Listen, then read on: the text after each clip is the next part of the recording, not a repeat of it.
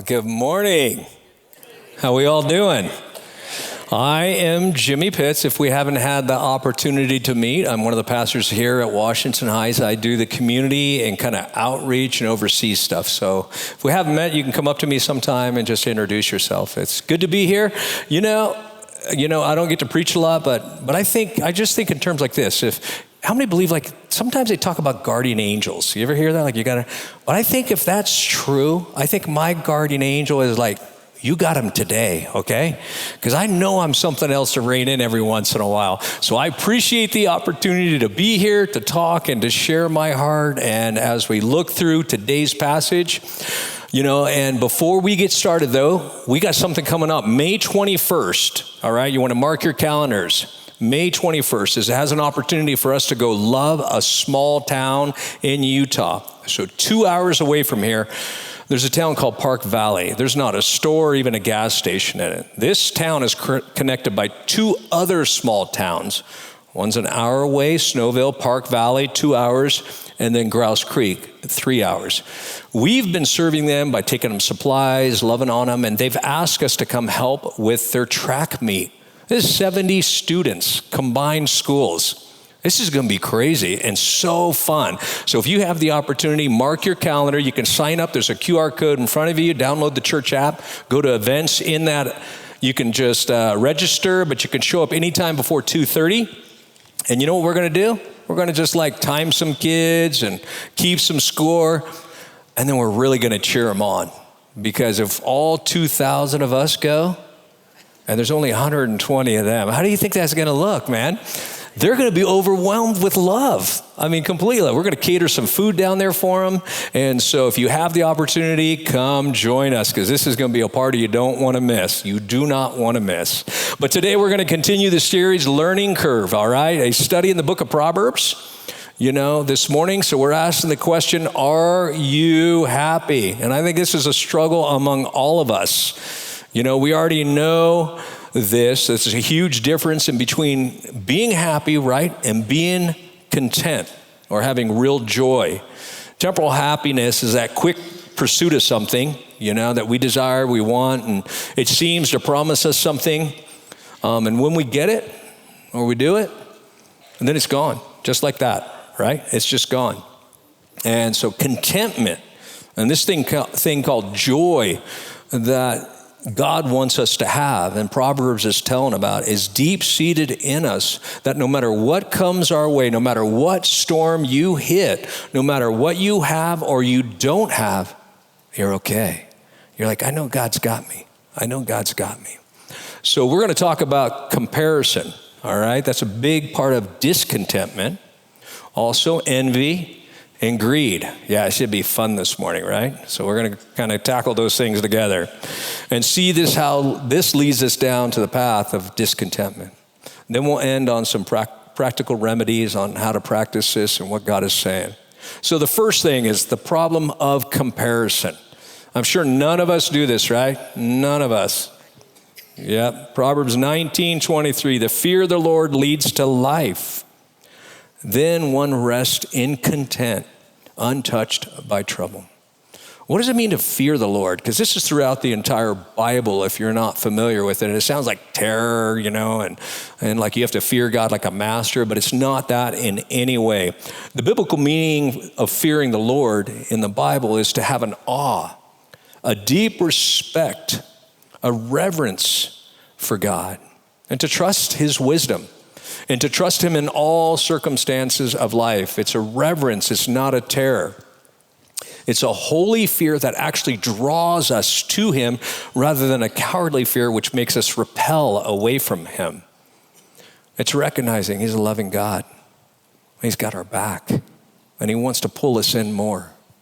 And I think the best illustration of this is parenting, right?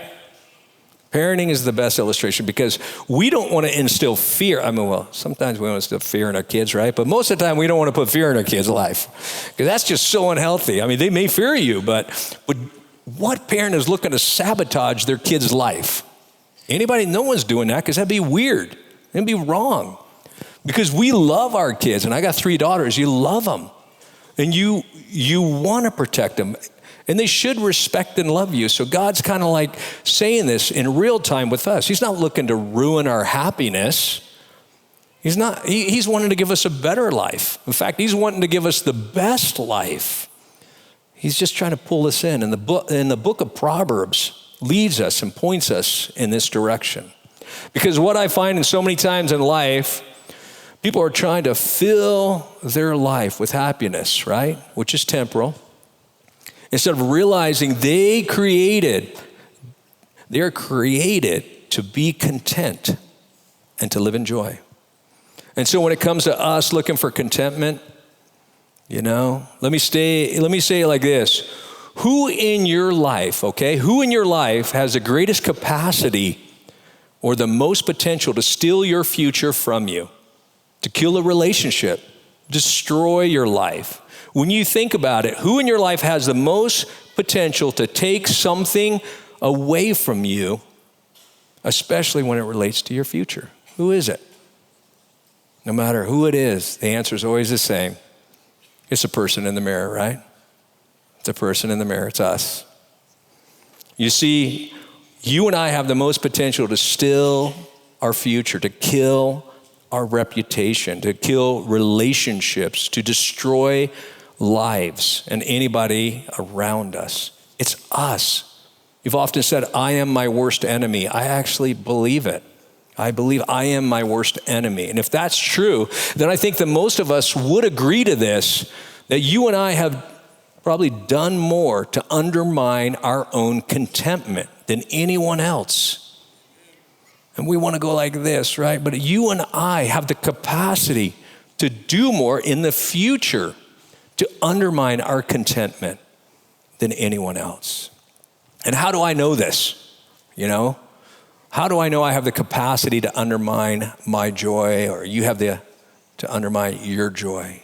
You know how? Because you bought it, right? You leased it.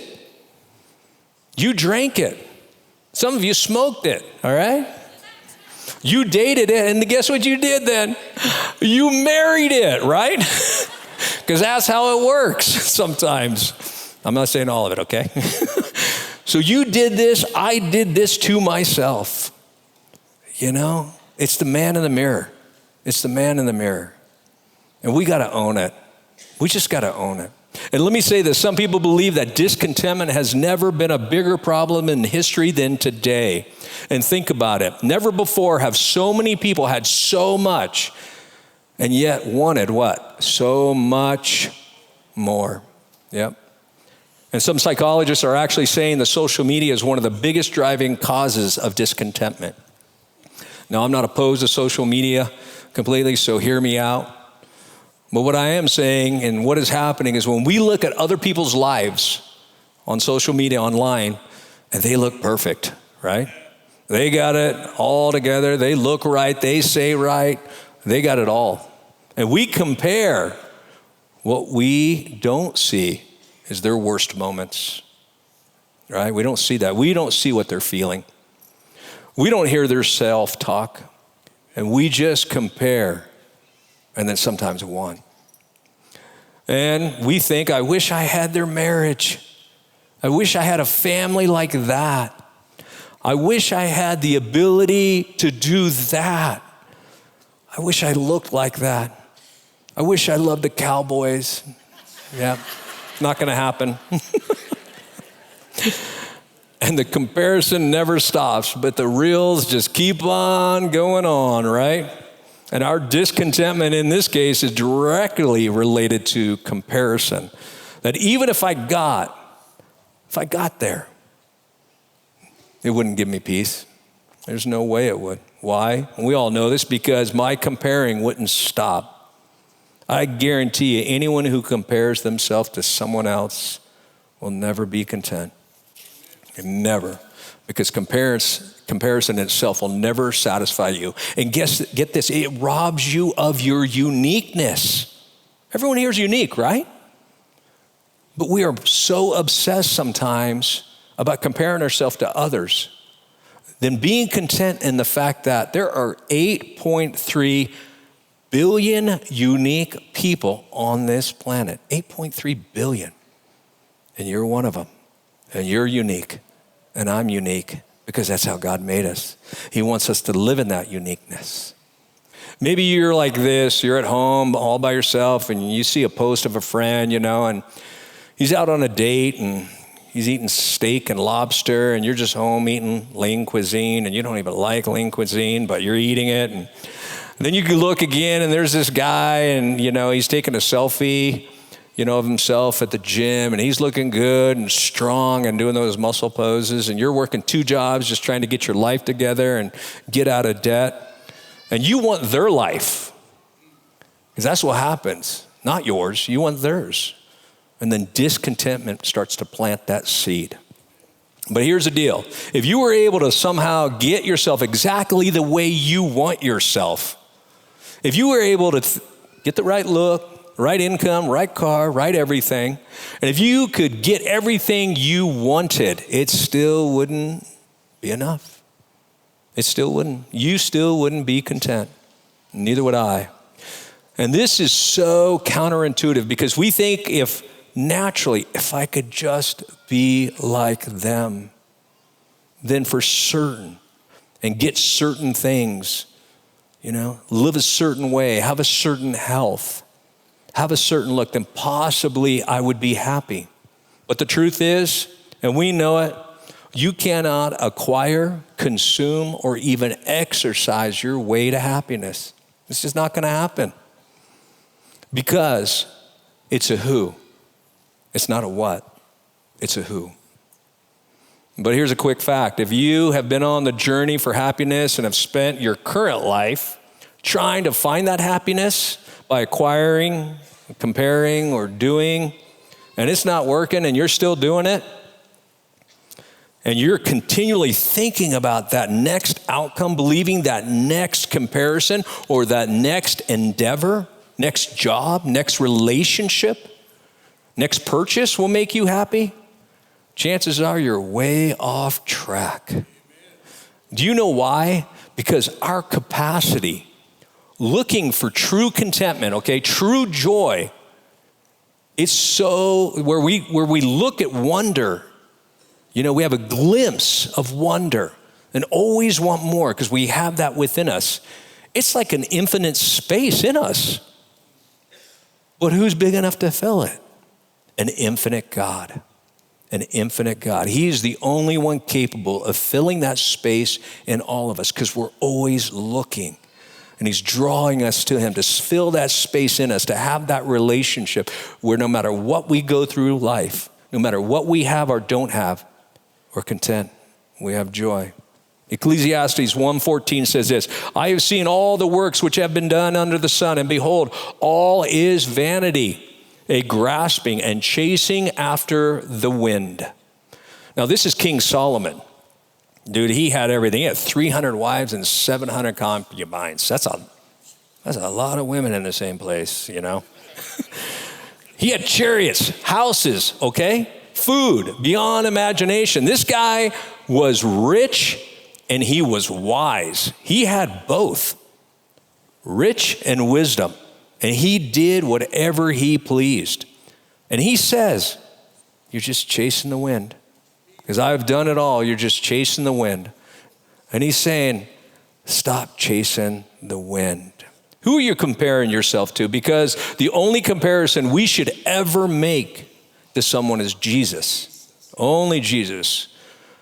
Where we find joy, we find acceptance, we find love. I think I find myself when I compare myself to Jesus.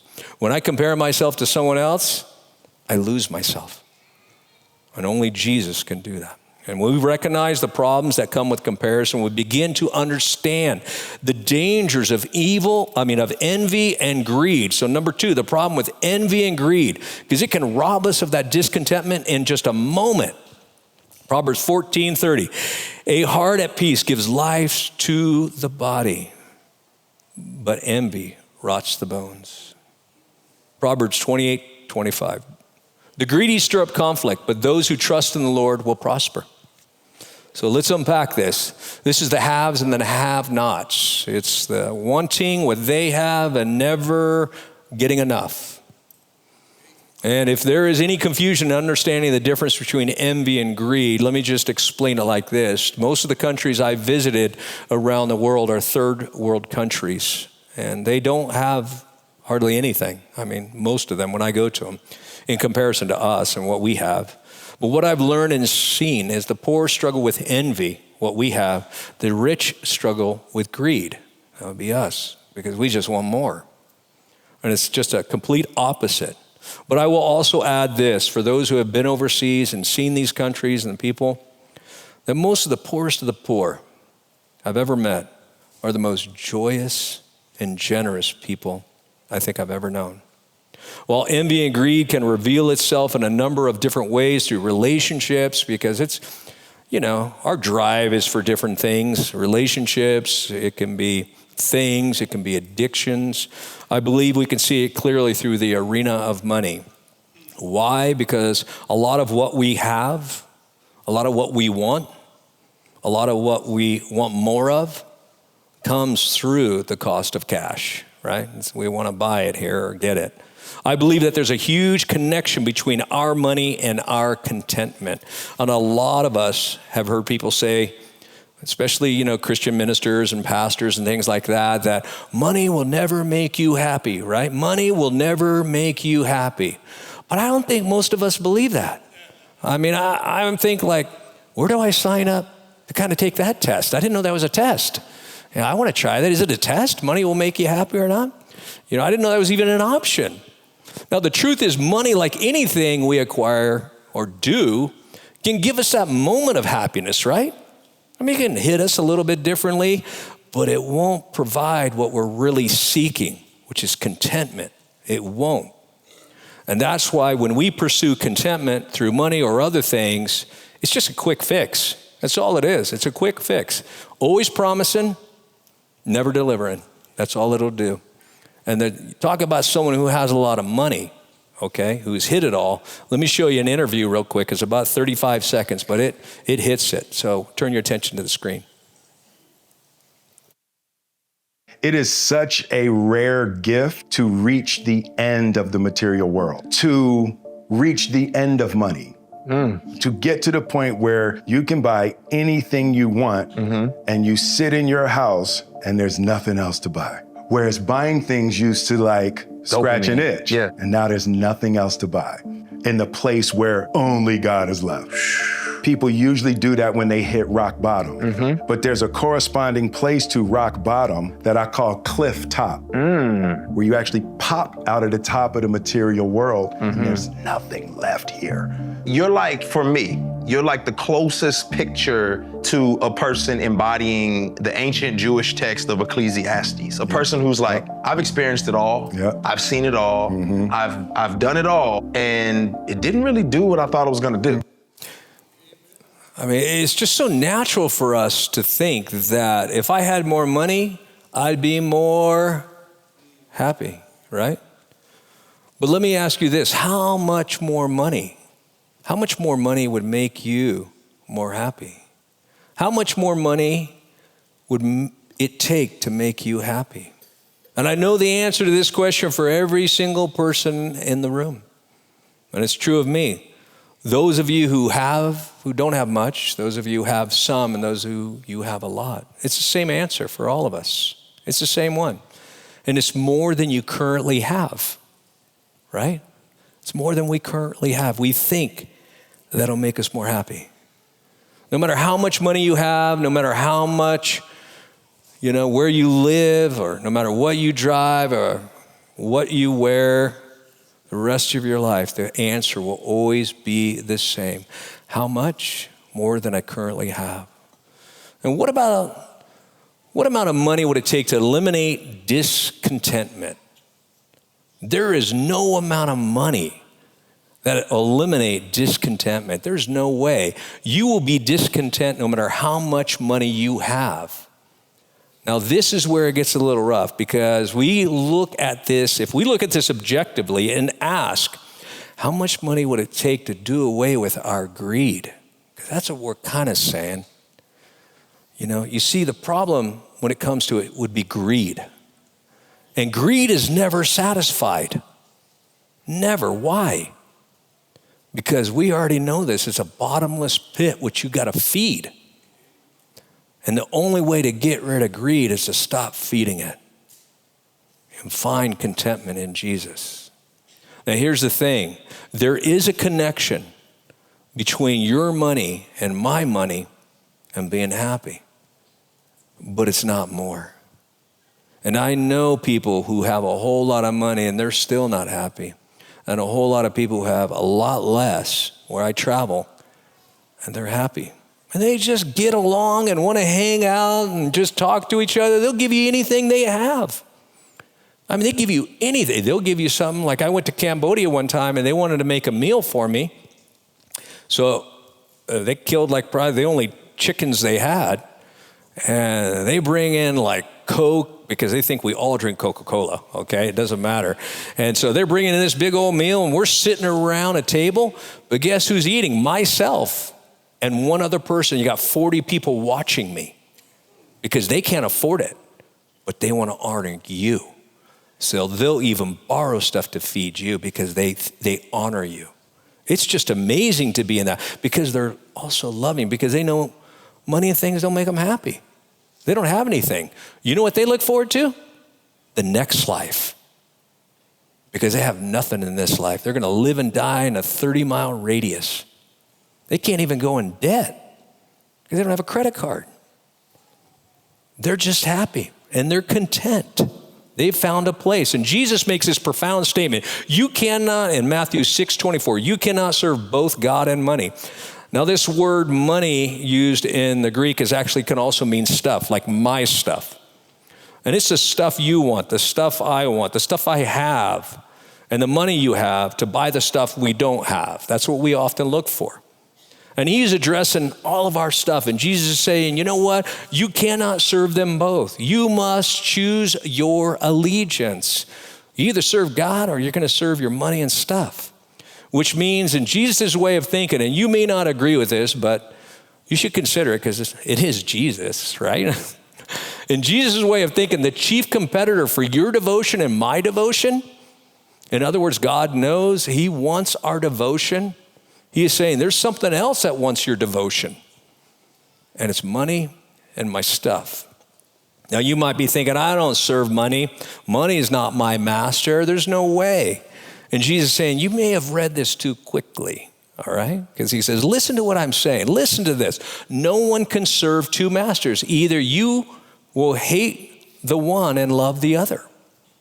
And if you're like me and you're like, I don't love my stuff. I mean, who loves their stuff? But Jesus is using the word love. He is saying you will be devoted to one or the other. And to be devoted to something means that it has a real strong attachment. Now, that's a very strong word. Jesus is making all of us uncomfortable. That word attachment. Have you ever been attached to anything you owned or had? I mean, to be devoted to is like there's a quest for it. To be devoted to is like, I got my eye on this, and it becomes the filter and the primary decision-making filter that when I begin to make my decisions, I kind of look through that filter of what I'm most devoted to when I make a decision. Now, this can happen to anyone in any area of life, right? Because it's a devotion to something. And I got off track last summer, I'll admit it. Okay, we all get off track doing something, right? Am I by myself? No. You know, I get on things. I don't know what's wrong with my personality. I get on something, I'm really on it, then I just switch to the next thing. That's who I am. And so last summer, I was looking for something for my grandsons and I to do. And so I was just searching something fun, and I found this quarry, all right? This fossil quarry up in Kimmer, Wyoming, 2 hours away from here. And I'm like, hey, let's check it out. And so I take my grandsons, and online they said, whatever you find, you can keep. And I'm like, I doubt that. That's not going to be true. But they do. And so I found all these things, man. I got like 100 of these little fish. Like, you're splitting. They give you a hammer and a chisel. You got to pay to do it too. But a hammer and a chisel, you're splitting rock like you're in prison. You're like, this is so fun. I love this, you know. But I kept on doing it. So my little grandson gave me the tools, like, you'll find bigger fish, Papa, if you go get these, you know. So then, I kid you not, the second time I went, I won't forget the day, July 5th last year, I found a big one. And the owner, and I'm like, they're not going to let me keep that. But sure enough, he goes, that is a good find. That is a good find. The guy goes, that's like worth some money. And they let you keep anything under $100,000. So I was looking for the $99,000 fish, okay? Didn't get there, but got close. So they cleaned it up for me. They totally cleaned it up for me. And it looks like this now. It's in my office. My wife, like, it'll look good in your office. I'm like, okay. We all know what that means. And I'm good with that because I got on this. Now, this is where it goes south, for me at least, okay? And I did it 8 weeks straight every weekend, man. Up and back, up and back, up and back. I got on this thing because I found the big fish, right? Those little ones are great, and I thought they were great, but when I got that big one, what am I doing? I'm looking for the next what? Next big one. I don't even know. I'm stressing out my marriage going every weekend. And she's acting a little weird, so I'm trying to figure out, what's going on. And finally, after like 8 weeks of going up there, we have a little conversation. And I'm like, oh, shoot, man. I didn't even see that. And she was like, you may be going too much. I mean, she had to give me, she's a family practice, she had to give me injections in my elbow because, man, I couldn't even shake people's hand. It hurt so much from hammering. I mean, this is bad. I mean, she's like, helping my addiction? I don't know, And then my knee, I kid you not, was like really bad off when I was doing it. And then finally, like halfway through, I felt it. It was fevering. And I'm like, oh, I better say something now because I was afraid of saying something. And then she's like, okay, now you got to do this. And I'm like, she goes, but if you stop, you won't have too much of a problem. Not weird. Like we hear that in our life and just kind of don't register, right? So I was doing this, not even thinking twice, just on it. And finally I realized it. I'm like, okay, I see it, man. I'm going to give all my fish away, okay? I mean, but we get on it, and it may not be that to you. I don't care where you are in life, who you are, what you have and don't have. It's not always money. It's not always things. Sometimes it's just a drivenness where you can't see, but you keep on going. We've all been there. We all do it. We all know the pursuit of money and things brings discontentment because once it is acquired, it guarantees I am never satisfied. And what I have, I'll always want more. That's what it guarantees. And how many have been scrolling, through reels and something pops up that is so cool that you didn't even know existed. I didn't even know existed. And about 30 seconds later, all of a sudden you're like, I got to get that. I didn't even know that thing was out there. I didn't even know. And then you're like wanting to get it. I mean, I've done it. But my wife helps me, okay? Part of what drives this discontentment of greed, now, none of us, I'm sure, want to relate to this because here's the problem. You can't see greed, right? You can't see it. You can't see it in the mirror. You can't see it in the mirror. I didn't see it all summer last year. But you might be greedy. But you'll never see it in the mirror because we often think, well, greed is that other person. That's not me. I think that's how we look at it. Part of what drives that is that greed is what has been placed in my hands, okay? And I think it's for me. And I may choose to give you a little and I may choose not because I may be so generous because whatever's placed in my hand is for who? Me. And God's like, no.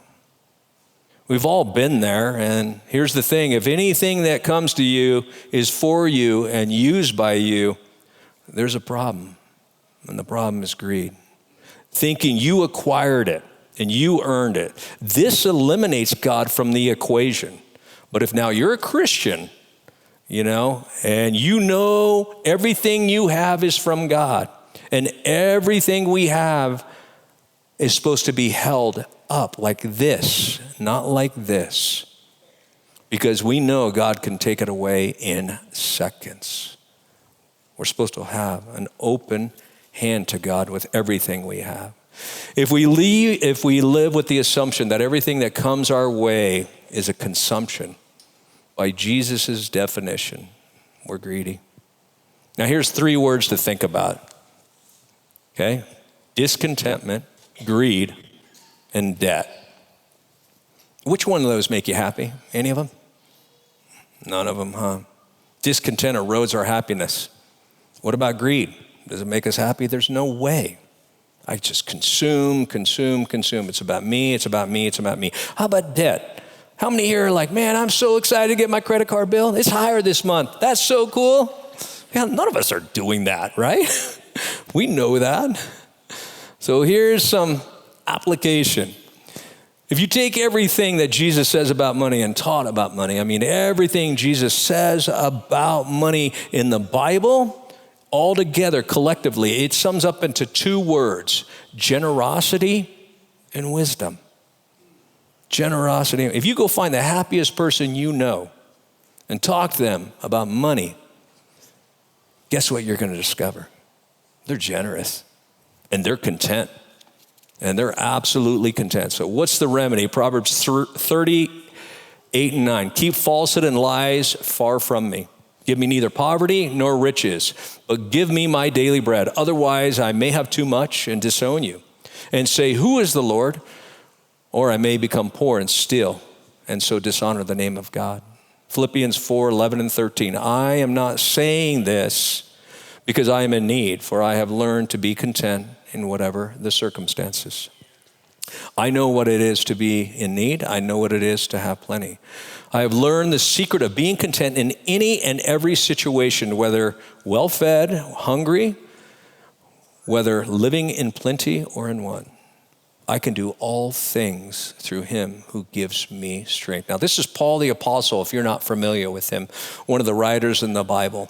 Now, he is writing this while he's in prison, probably chained to one of the guards, the Praetorian guards, waiting for his trial with Caesar.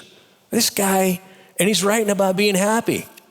It's amazing his life and what he did. And I've learned the more selfless you are, the more joy you find. And maybe you don't believe me. But here's a question. How do you value life? How do we measure the value of a life?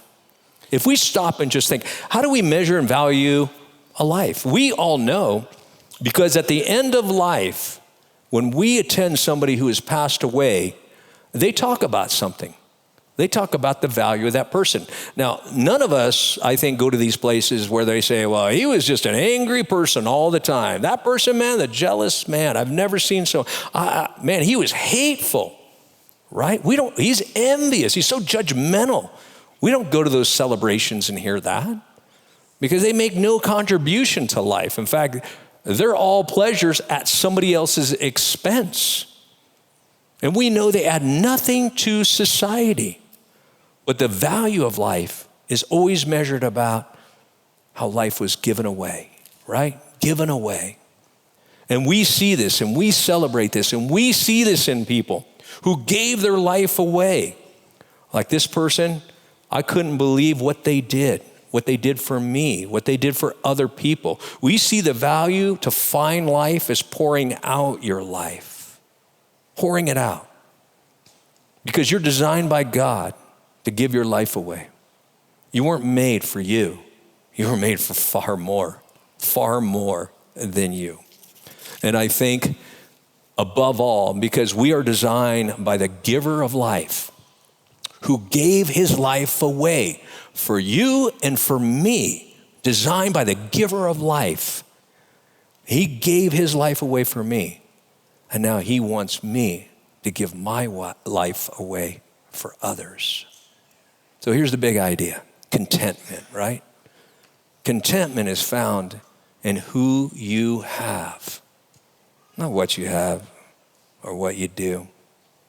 So here's a quick challenge. Go over the next 30 days. We can all try this.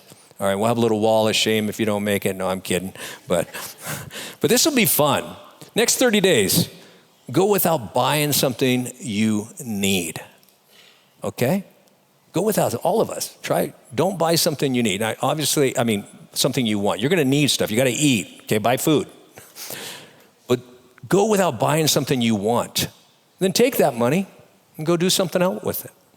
It's a fun exercise. You don't have to do it, you can do it. And then one last thing, okay? All of us, this represents our life. Pretty simple, all right? This is our future. This is our past, you know? We always dream, always think, oh yeah, I should have done better, I should have done that, should have done this, should have done that, but I always dream about this and that. What is this? This is right now. This is all we get. We're living in the moment. We're living in the moment. And God asks us in the moment to give our life away. Thank you, guys. Let's enjoy the last song and sing our hearts out, okay?